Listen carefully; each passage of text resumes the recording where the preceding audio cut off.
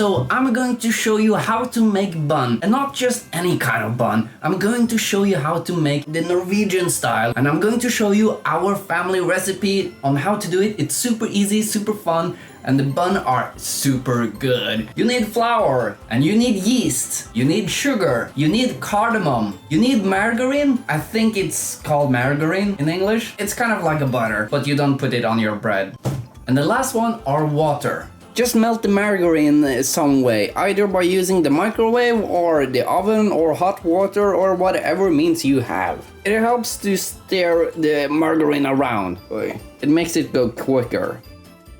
Let the margarine cool off a little bit so it doesn't kill the yeast. I'm going to use a machine like this to mix and elt the dough. But if you don't have this, you can do it by hand. Start by adding the liquid first, which means the water and the margarine. Then add sugar, yeast, and the cardamom. When it comes to the flour, I don't use any measurement. I just put enough in until the consistency of the dough are what I'm happy with. And I'm happy when the dough doesn't stick to my fingers. So just start with a little flour at a time and just keep adding on until you're happy. Then I'm just going to mix it well together before I'm starting to add on enough flour for me to be pleased with the result.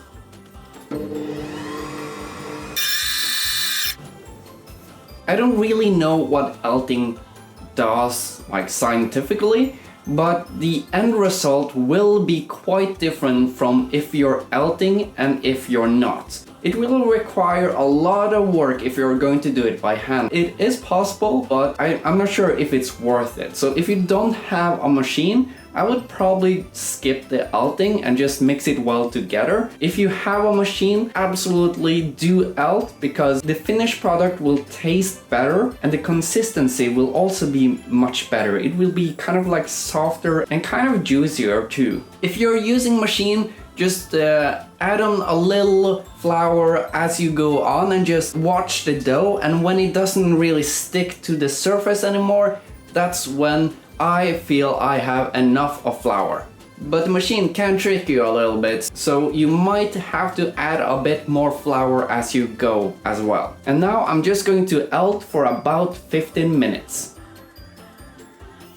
Now I'm going to let this raise for about 45 minutes to an hour. When you're raising dough, you can do it in two ways. Either like I'm doing right now, which is warm raising, which basically means letting it stay in a warm room for about an hour, but it shouldn't be too warm, because if it gets too warm, the heat will kill the yeast, so a mild temperature is good enough. Other way are to let it raise in a cold environment like the fridge, or right now when it's cold outside, you can put it outside or on the porch like we usually do, and then you let it stay over the night or for a longer period of time. If you let it raise cold, it will take more time, but the result will actually taste much better. I'm doing warm raising now because I do not have patience and I want buns tonight. When I'm raising dough, I like putting some plastic on top of it,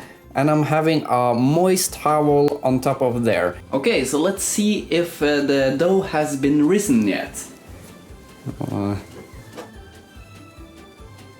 Yeah. The next steps are to make these into buns and do another rising for about like 20 minutes, half an hour. About this size should be good. You can also make cinnamon buns with the same recipe. Just make a mixture of cinnamon, butter and sugar, and you just put it inside the buns. You can do that in many different ways. You can make like a long one and then you make it flat and then you put the mixture inside and then you just roll it up together. Of course, a bigger version, and then you just roll them into like this. Of course, do it with more patience and a bigger scale. But you can also just put things inside these buns now. You can put like chocolate or anything else awesome that you like. Be creative. Baking and cooking should be fun, and experimenting is a part of that fun. So of course, learn how to make it right and then break some rules. This leftovers is good to take out with something like this.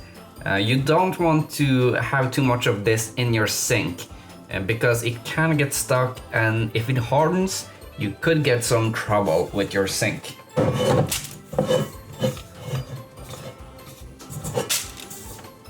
So that looks good. Now we just need to put some plastic over this. Plastic is a fantastic material that can be reused. So the plastic that you use on these buns can be reused the next time you're making buns. Just pack it somewhere and then you don't have to use unnecessary amount of plastic.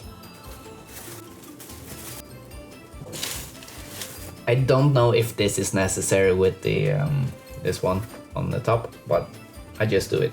Okay, so I think we're done now. Yeah, that looks good.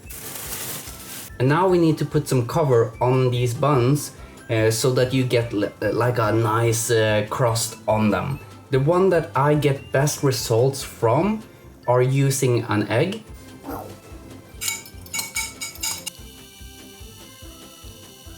If you have any vegetarian or vegan equivalent of egg or something that can be used to get the same result, I would love to hear it. I have tried water and oat milk and rice milk, some different vegetarian and vegan milks, but I have not gotten a very good result with them.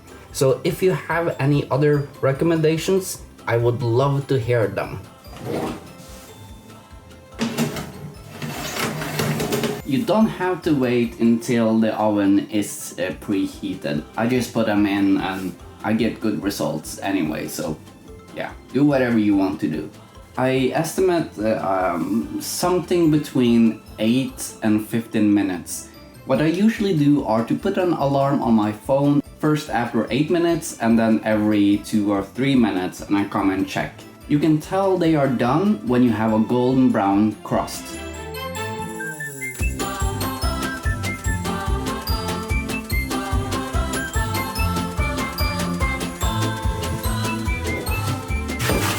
That looks good.